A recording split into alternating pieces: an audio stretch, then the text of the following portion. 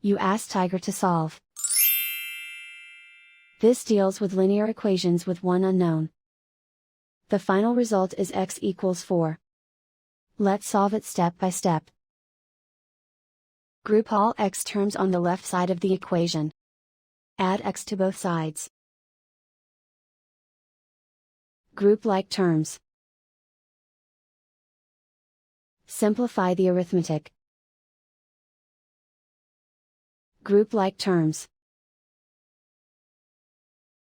Simplify the arithmetic. Group all constants on the right side of the equation. Subtract 13 from both sides. Simplify the arithmetic.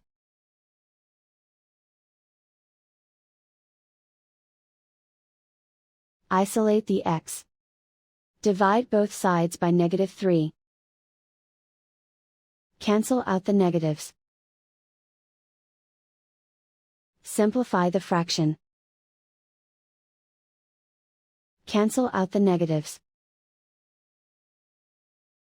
Find the greatest common factor of the numerator and denominator. Factor out and cancel the greatest common factor. And so the final result is x equals 4.